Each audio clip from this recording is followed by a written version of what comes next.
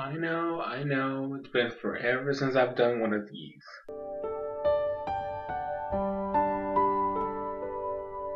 Yo, what is up, Crockxen clan members, anime fans, and others who have some fun this video? I'm SoresanCrockxen, and today we're back with another anime time with Soresan. And today's topic is going to be plastic memories.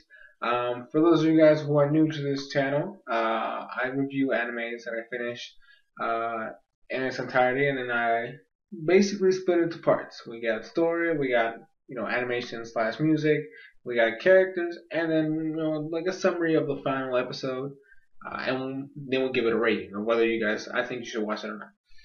So, plastic memories. Let's get started.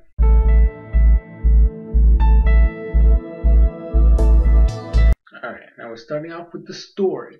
Now, before I get into that, let me say this is technically a romance type of anime.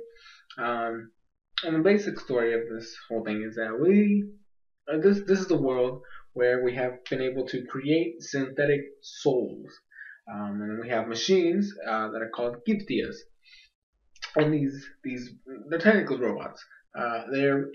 They have a artificial soul inserted into the body, and they basically live like normal people, but they have a lifespan. They have, I think it was around like 9.5 years, something.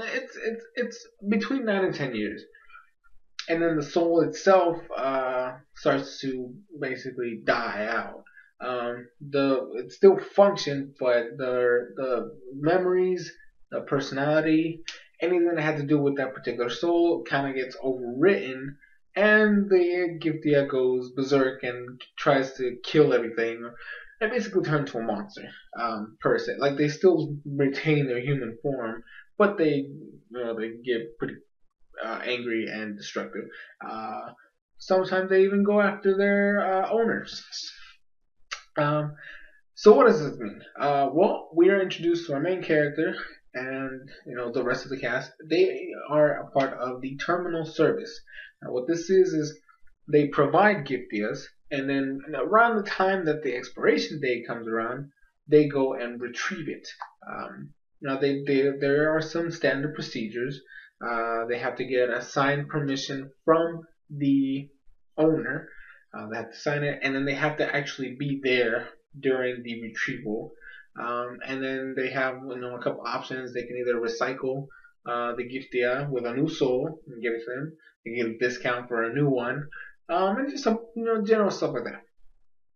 But for the most part, the Giftia, the soul that was in there, is erased. They no longer exist. And that kind of it gives us a lot of drama, and there are some comedic moments in the show. But the basic premise of the show is like the main character and the two main characters falling in love with each other, and then like the process of what their job is, and then the whole thinking of this whole 9 month or 9 year thing, the time limit, memories and stuff like that, until the end of the series where basically it all gets resolved. And we have a lot of fun moments here and there. Some of the cast is fantastic. We have, for example, there's this one character, Zach, who's always like joking around and being a complete troll, which really kind of gives it a lively vibe, because then all the characters, like, they all have like a niche, so they kind of work well with the story. They actually help it move along while actually expanding on everything that's happening. So yeah, that's the story.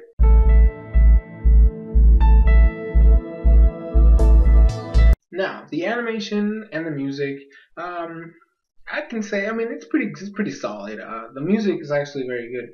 It helps sets the tone during the emotional parts of the series.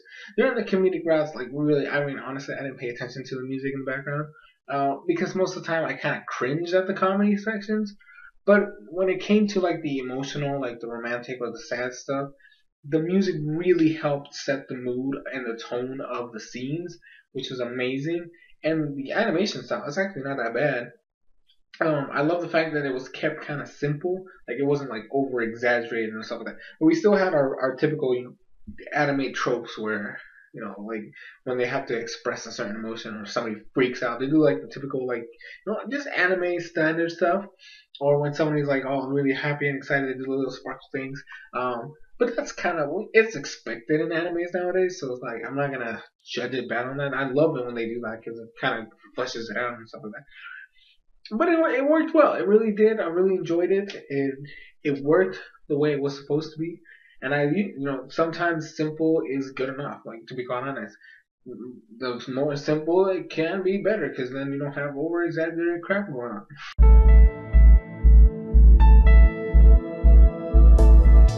Alright, so while there's a vast array of characters in this franchise, or in this series, I should say, not franchise, but in this series, I'm mainly going to talk about five of them. Two main characters, obviously, because they're primary section of the show. One character that kind of helps push along some of the stuff that happens in the series. One of my favorite characters in the series. And then somebody else who kind of gets involved a lot in all the things that happen around in the workplace and in the personal lives of the two main characters. So I'm gonna talk about first one of my favorite characters. I'm gonna put a picture of him right there, and his name is Zach. Now Zach is a little blonde boy, and he's a giftia. He's technically a robot with an artificial soul, but this man is hilarious. I freaking love this kid. He mainly trolls one of the other characters I'm gonna talk about later. Her name is Michiru. But he basically makes her life living hell because she's always trying to do things right and like keep it a secret or maybe she's well when we get to her we'll talk about it but she has certain things that go on with her life and she tries to keep it a secret but he's always blabbing everything so he kind of he basically blabs everything. He doesn't like any secrets. He'll tell you whatever. Okay, even if it's gonna mess somebody up, he's gonna do it.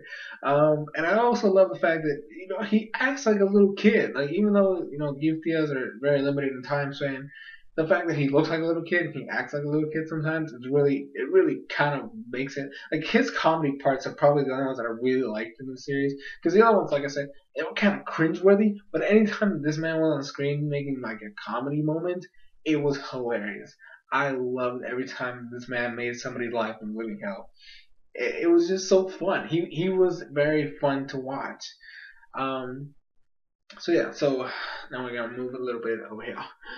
Michiru right there. So Michiru is the girl who she's the partner. So I didn't mention this in the story. I probably should have. But the characters like Giftias are partnered with a person, a human being. When they do the retrievals, the partner the human is basically just supposed to be there in case something needs to happen. But basically, the Giftias are the ones that do all the work. Michiru is Zach's partner, and she's kind of like she's the standard character, character trope where they kind of really. It's not like I wouldn't go tsundere because she really doesn't have feelings for the main character, um, and or even like remote. Like it's more like she just tries to pretend that she's not doing things on purpose, which is what makes Zach so fun to watch. Is because when she tries to hide something, he'll always mess it up and blurt it out. And, hey, like for example, there was this one episode where they were trying to give movie tickets to the main characters, and they're like, "Oh, well, I figured you're gonna want to go." Like Zach was the one that was told to do this. He's like, "Well, I figured you guys gonna want to go watch the movies, so I got we just happened I stumbled upon these movie tickets or whatever." And he's like, "Well," like the main character's like, "Okay, like what is that?" And then he just basically blabs out that Michiru is the one that bought this and everything. Or even when they throw a party, he basically just messes with her, like just blurts out. She can't get away from it. But it also makes her feel more human because it's like she really does help with the emotional side of everything. Like she trains the main character in the beginning of the series to get to kind of get a feel of how the job is. And she also helps him support when he has like certain troubles in his head, like maybe he starts thinking too much or he starts getting depressed. Like she's always there to like cheer him up or like she has that kind of personality. Like she'll pretend like she doesn't care, but she does like inherently care. And I love when they really showed like the other side of her, because it's like I said, most of the comedy in this series was a little cringeworthy. Now, one of them was her. Like, I didn't really like a lot of the jokes that and the things that they started to do with her. But when they showed how her human side, her very like emotional, like attached, down to earth, caring for somebody's side, it really made me like her as a character. Um, and that's literally why. It's because she really deep inside she cares. She just doesn't know how to show it, or without getting embarrassed or whatever. Um, but when they do show her emotions, it's good. And then back over here we have Kazuki, who is the one that sets everything into motion, right? So Kazuki, she was the second main character's ex-partner. There was an incident uh, 3 years prior to the series that actually involved Michiru, which I just talked about. Her dad, because Michiru, even though she's a person, she was actually raised by a Giftia. And then he went berserk, and then Kazuki was involved in the retrieval. Shit went down. She almost lost her leg. Actually, I think she lost her leg, and then they gave her a new one. But it like so she's like the leader. She's like the boss of the work office. Even I mean she's not really the boss because there's actually a boss there. She's the one that gives the orders, like right. She gives the assignments. She does everything. The way they have her character built is that there's two sides of her. First, she's a drunk, right? She's a drunk. But she's like the really happy-go-lucky drunk. In fact, when she's drunk, she's more fun than when she's not. Because when she's not, she's very serious. She also has a very protective, how should I say, like a very protective aura over the second main character. I should just say her name. Her name is Isla. She has this thing where she's very overprotective of everything she does. Which, it kind of comes back and bites other characters in the butt because if something's gonna happen to Ayla, she gets like very serious and oh my gosh, I'm gonna kill somebody.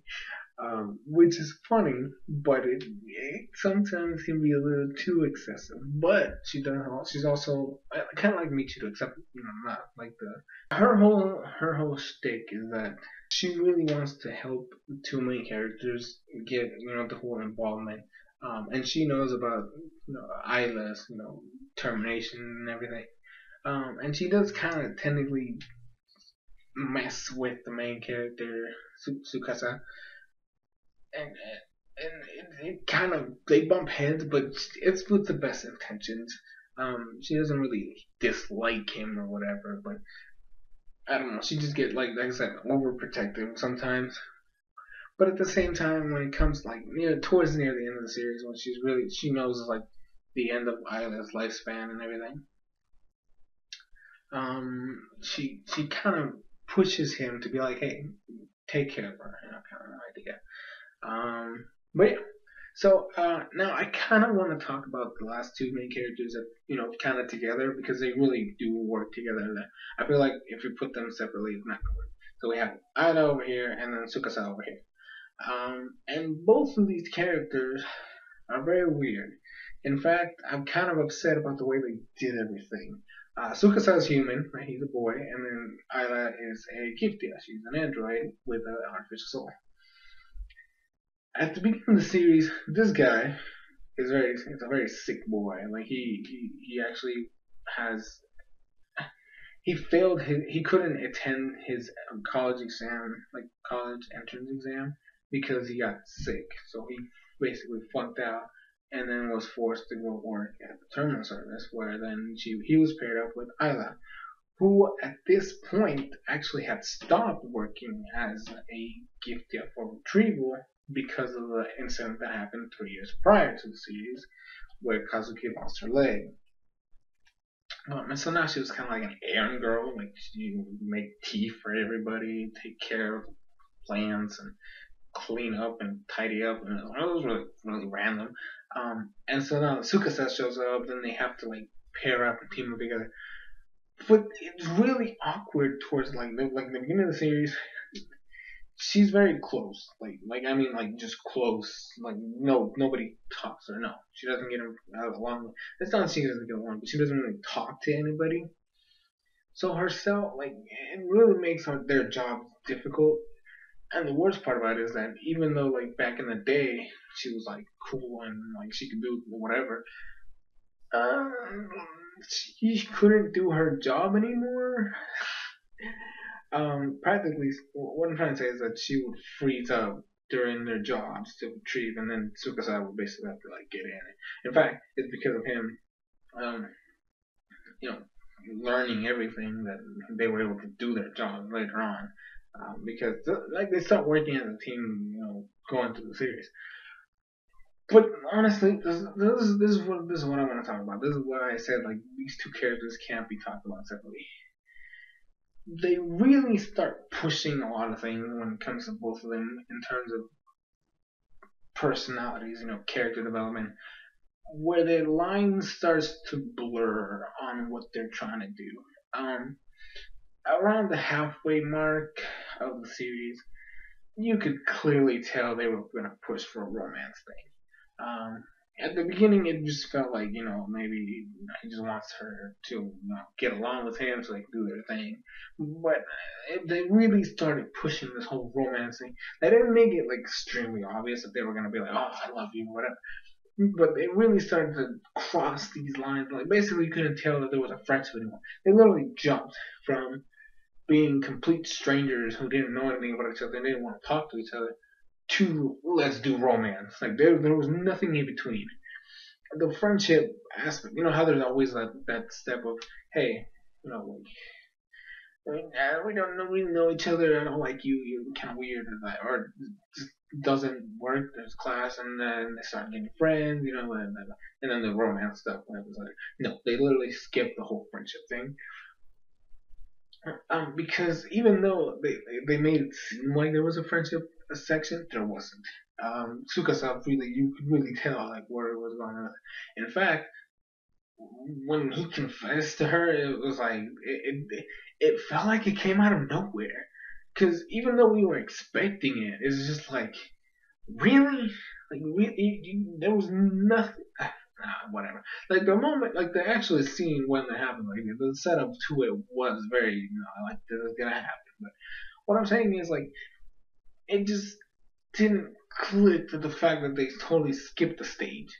And come with the fact that Ayla herself had mixed feelings. Like she's still see that's the thing. Like we also knew that there was the love was mutual, but they made it sound like, oh, she just doesn't know. But no, you made it clearly obvious that they are a thing. They're gonna be a thing, which it has its props and negatives and stuff like that. But at the end of the day, it was nice. I really, even though it was expected and I knew it was coming because they really had no build up in terms of friendship. They were just like, oh, let's go with the romance. It was kind of nice, even though I was still confused. It's like, you're a person, she's a robot. That's not gonna work. Especially because the whole expiration date. I should probably talk about that. When we get involved with the series, like the past three, she's already at her limit. Like, there's only a couple months left before she's going to be retrieved. Like, they have to retrieve her because time's up. The confessions happen around 1 month before her expiration date, which made it very weird and dramatic and crazy, and for no apparent reason. Like if they had done it a little bit earlier, like with some nice build up, it probably would have been better.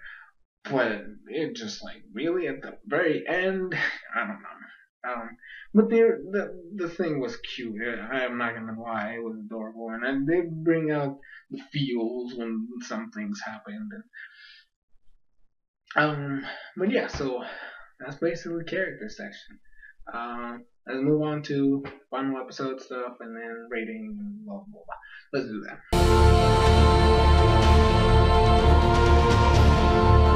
Alright, so final episode stuff. That's where we're at. I'm kind of gonna build the the steps to the finale. So we have the last 3 4 episodes. Right, we have the confession from Tsukasa at it was at a carnival festival, something like that. I don't even freaking remember. That involved another character that I didn't talk about because I don't know. I didn't want to. Like I said, there was way too many characters in the show to really go into detail on everybody. But they're at a festival, and Ayla gets lost. Like she literally gets lost, and Tsukasa freaks out and goes out looking for her everywhere, can't find her, and then he goes like up a flight of stairs. Like we see where she's at. Like we still don't know where exactly place where she's at is, but we see him like running, going crazy bananas. Like oh my gosh, I can't find her. He finds her, and there's fireworks and shit. And she's already here covering her ears because he's a very scared cat kind of character. And he kind of pulled her, like starts talking to her and all this other stuff, and they start talking about, life and whatever the fuck. And then he just flat out confesses his love for her. And then the next episode is more like she denied him, but that's because she had mixed feelings. She didn't know what she had. She didn't know what feelings she was feeling.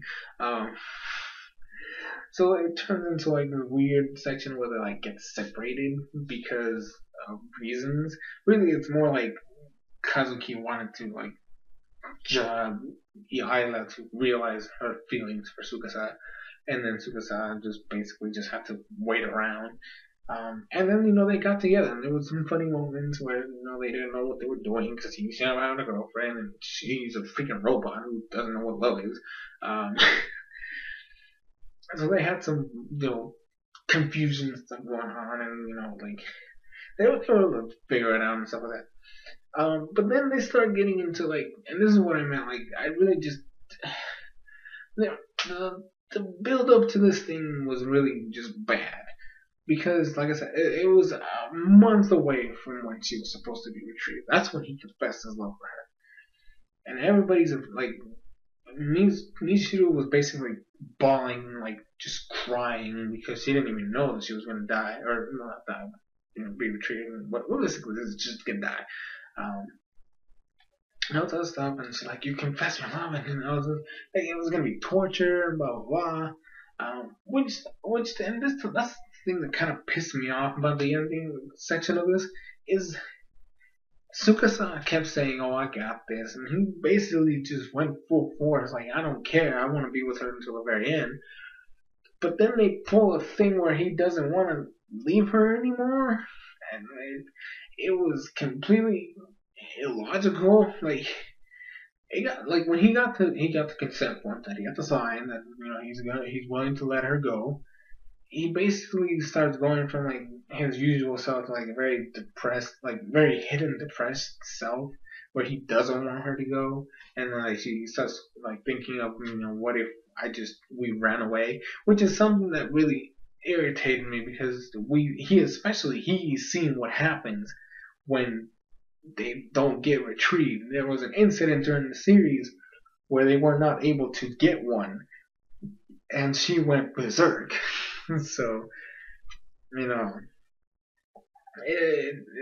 I was stupid. Okay, it was really stupid of him to even think that. But he still signed it. It was a touching moment. So the final episode is literally just them living their final day together.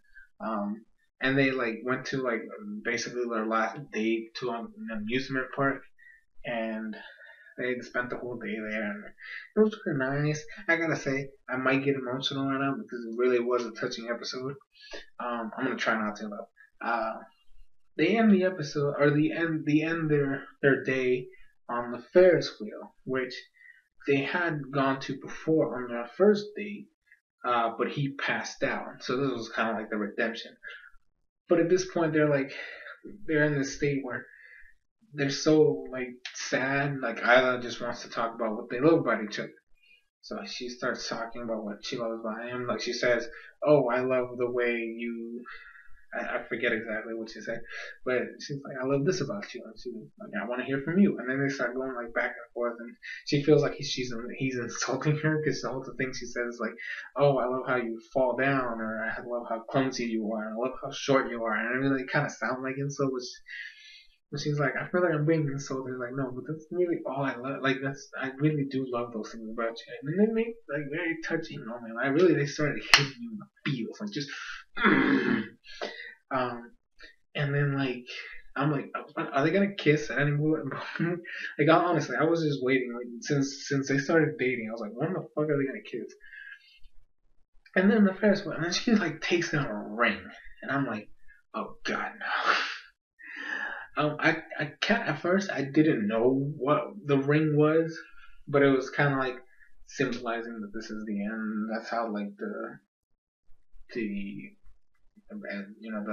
retrieval stuff works. I didn't catch in the beginning, but it was, oh my gosh, they give each other the ring, and then they like hold hands, and then they kiss, and then she basically just goes away, or she goes to sleep. She's gone. Kazuki is like waiting for them. He's all upset, crying like a maniac. Like he's just, oh my gosh! I just thinking about it again just makes me, ooh. And then like the episode ends with him like coming back after like 9 months of training. And then he's gonna meet his new partner, which they don't even show. Pissed me off. I'm pretty sure it's Isla with new stuff or whatever. But yeah, so that's final episode stuff. I know that's way longer than my usual stuff, but I wanted to get you guys, kind of caught up to speed. So, I'm calm. Still a little like choked up because it really was an emotional moment. But anyway, for those of you guys who didn't watch the final episode stuff, don't worry about it. Anyway, so my rating for this show, right? For those of you guys who are new to the series, like this is your first time watching it, I have a specific standard of things. Whether you should finish the series, meaning you have to watch. I recommend you watch it from beginning to end. It's 13 episodes, not that long. Watch it, which is give it to the halfway point to see if you actually are intrigued in it or not. Check it out, which is the first 2 to 3 episodes. If they don't catch your interest, don't even bother watching it. And then they don't bother even looking. Just forget about everything after it's hard. That's a little what it is. But for this one in particular, it's really short, and honestly, I feel like you would be doing a disservice if you didn't watch it completely. So I say, finish it, finish this series. Check it out. I'm actually gonna leave a link in the description where you can go watch it on Crunchyroll for free because it's technically over. It ended like 2 weeks ago, so like you can watch all the episodes. It's fine without any problem. You don't need a premium account or anything. But the link will be in the description down below. Go ahead, check it out. See if you like. I mean, if you're interested in romance stuff, or it has some drama, but very emotional series. And this one's really good. This is usually my type of favorite. Like this is my type of series that I like to watch. Like the ones that really bring out the emotions of people. I really like them. So this one was really good at doing that. I'm trying to hold back right now. It's not even funny. But yeah, so thank you guys so much for watching this review, this anime time. I know I haven't done one in a while. I don't know, if I can keep up with what I've been doing, I might have another one soon. Um, I just need to catch up. But yeah, guys, thank you guys so much for watching. I'm SoresanCrockxen, and I'll see you guys in future videos.